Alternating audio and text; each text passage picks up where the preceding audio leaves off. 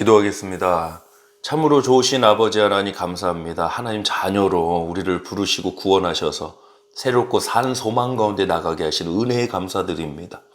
물론 우리 가운데 어려움도 있습니다. 고민도 있습니다. 그러나 그것이 우리의 기도 제목입니다. 기도의 내용입니다. 우리 성도님들, 힘든 중에 있는 성도들 위로해 주시고, 또 그 가운데 있는 하나님의 선한 역사 구하게 해주시고, 또 우리 공동체의 기도 제목이 있습니다. 하나님, 우리들의 인도자가 되어 주셔서 사망의 음침한 골짜기를 지날지라도 해를 두려워하지 않고 주님의 인도하심을 따라갈 수 있는 우리 모두가 되게 하여 주옵소서. 예수 그리스도의 이름으로 기도드립니다. 아멘. 하나님 말씀 나누겠습니다. 신약성경 히브리서 11장 24절로 26절까지입니다. 믿음으로 모세는 장성하여 바로의 공주의 아들이라 칭함받기를 거절하고 도리어 하나님의 백성과 함께 고난받기를 잠시 죄악의 낙을 누리는 것보다 더 좋아하고 그리스도를 위하여 받는 수모를 애굽의 모든 보화보다 더 큰 재물로 여겼으니 이는 상 주심을 바라봄이라. 아멘. 히브리서 11장 24절로 26절을 본문으로 제일 좋은 상이라는 제목으로 하나님 말씀 전하겠습니다. 우리 성도님들 학창시절에 상 좀 받아보셨죠? 요즘은 시대가 지남에 따라서 이 상의 이름도 많이 달라집니다. 근데 저희 때만 해도 우등상, 개근상, 대상, 장려상 이런 상들이 있었던 것 같습니다. 어떤 상이 가장 귀하고 가치 있는 것일까요? 물론 내가 받는 상이 제일 좋은 상인데 상의 이름에 따라서 사실은 그 가치가 좀 우리가 나누잖아요. 1등은 대상 주고 올림픽 같은 경우는 골드 메달 주고 3등 하면 이제 브론즈 메달 주고 그러지 않습니까?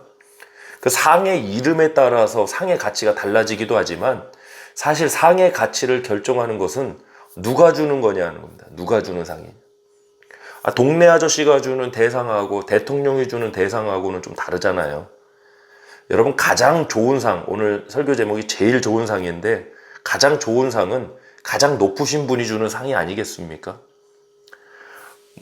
세상에도 나타나는 영광들이 있습니다. 물론 하나님 영광과는 다른데요. 세상에서 사람들 사이에서 나타나는 영광, 시간이 지나면 사라져버리고 어찌 보면 제한적인 요소들이 참 많은데 세상에 주는 이 상의 영광에 취해서 사는 자가 아니라 정말 가장 높으신 분이 주는 하나님의 상 주시는 하나님을 믿고 나아가는 우리 모두가 되었으면 좋겠습니다.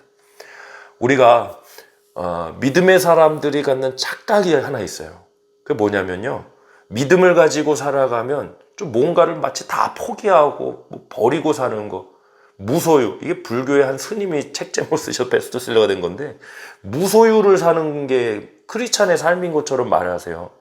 물론 청지기의 신앙 자세를 우리가 가져야 될 필요는 반드시 있습니다.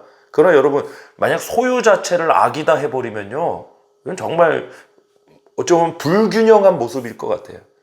하나님께서 맡기시는 소유가 분명히 있어요. 사명과 연결되는 소유가 있어요. 그 소유를 통해서 우리가 해야 할 일이 있고 사명이 있는데 그걸 못하는 게 문제지, 단순히 소유 자체가 어떤 잘못이다? 소유하면 안 된다? 이건 좀 공산주의자들이, 사회주의자들이 하는 얘기입니다. 절대로 그렇지 않습니다. 믿음으로 산다고 해서 무조건 가난해야 한다? 부자로 살면 안 된다? 물론 부자 되는 것이 믿음의 목표는 아닙니다. 그러나 단순히 이분이 부자라고, 이분이 어떤 사회적 성공을 거뒀다고 해서 그분이 믿음이 이룰 수가 없는 거죠. 오히려 어느 한쪽만을 강조하고 어느 한쪽만을 치우치다 보면요, 어쩌면 공산주의, 자본주의 이런 아주 잘못된 모습, 또는 이런 자본주의의 아주 잘못된 모습, 아주 어떤 극단에 서게 된다는 거죠. 성경은 어느 쪽을 이렇게 지지하지 않아요. 부자로 살든 가난한 자로.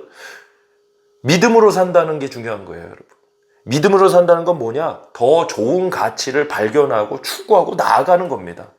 마치 예수님의 말씀처럼 밭에 감추인 보화를 발견한 사람처럼 신앙의 가치, 믿음의 가치를 발견하고 나가는 겁니다.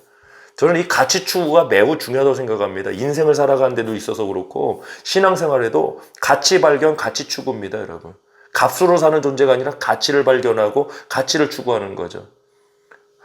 우리가 이렇게 예배드리고 하나님 말씀 보고 기도하는 게 가치 있다고 생각하면, 그 가치가 실제적으로 내게 있다고 생각하면 누가 안 하겠습니까? 하지 말라고도 하죠. 가치 발견이 아직 안 돼서 문제인 겁니다. 모세가 히브리 사람이지만 애굽의 궁궐의 왕자로 컸습니다. 그러니 세상이 귀하다 하는 거는 다 보고 자랐을 거 아닙니까? 그런데 그것보다 더 좋고 귀한 가치가 있더라는 것입니다. 24절로 25절 보겠습니다. 믿음으로 모세는 장성하여 바로의 공주의 아들이라 칭함받기를 거절하고 도리어 하나님 백성과 함께 고난받기를 잠시 죄악의 낙을 누리는 것보다 더 좋아하고, 믿음은 뭐냐? 더 좋은 가치를 발견하는 거예요. 그것이 뭔가? 26절, 그리스도를 위하여 받는 수모를 애굽의 모든 보화보다 더 큰 재물로 여겼으니 이는 상 주심을 바라봄이라. 아멘. 여러분 보세요. 모세가 환경적으로는 어땠습니까? 애굽의 왕자로 40년 살았고, 또 미디안의 광야의 도망자로 40년 살고, 출애굽의 지도자로 광야 40년. 어쩌면 인생이 점점 힘들어지는 것 같아요. 근데 사실은 모세 인생이 점점 힘들어진 게 아니라 모세는요, 최고의 가치를 추구해서 살았던 인생이에요. 여러분, 저와 여러분이 우리 이런 인생 살았으면 좋겠어요.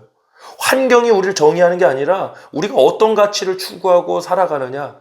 정말 하나님 주시는 상이, 하나님 주시는 것이 가장 완전하고 좋은 것이고 선하고 하나님이 주시는 상이 가장 좋은 상이라는 믿음 가운데 우리가 나아가고 있느냐. 아니면 우리 아직도 저 세상에서 말하는 그 상, 세상이 말하는 그 세상의 인정, 그런 것만 바라보고 살아가는 존재인지, 아니면 또 극단으로 치우쳐서 그런 것을 터부시하고 그런 것을 죄악시하며 어떠한 극단으로 치우쳐 살아가는지. 여러분, 믿음의 모습은 도대체 어떤 모습입니까? 믿음으로 산다는 건 도대체 어떤 모습인가요? 어떤 환경에 처해지든지 믿음 가운데 서 있는 것, 어떤 환경, 풍부든 가난한 환경에도 우리가 믿음을 지키며 살아갈 수 있는 것이 진정으로 건강한 신앙의 모습이라고 믿습니다. 제일 좋은 상은 제일 높으신 분이 주는 상입니다. 하나님이 우리 성도님들에게 귀한 상급 주실 줄 믿습니다. 오늘 이 하루도 어쩌면 우리에게 주신 귀한 선물이고 축복이고 상인 줄 믿습니다. 주어진 하루 속에 감사하며 살아가는 저와 여러분 되길 소망합니다. 기도하겠습니다. 살아계신 아버지 하나님, 감사합니다. 가장 좋은 상, 가장 높은 상이 무엇인가? 가장 높으신 하나님이 주시는 상이라고 오늘 말씀을 나눴습니다. 모세가 그것을 바라봤습니다. 하나님, 환경이 나의 존재를 정의하는 것이 아니라 하나님이 우리의 정의고 하나님이 우리의 방향성이고 목적이기를 원합니다. 오늘 이 주어진 하루도 우리에겐 선물이고 축복임을 믿습니다. 상인 줄 믿습니다. 주어진 하루의 삶을 헛되게 허비하지 말고 정말 이 주어진 하루 속에 감사하며 하나님 주신 사명을 감당할 수 있는 복된 하루가 되게 하여 주옵소서. 주님만을 의지하며 예수 그리스도 이름으로 기도하옵나이다. 아멘.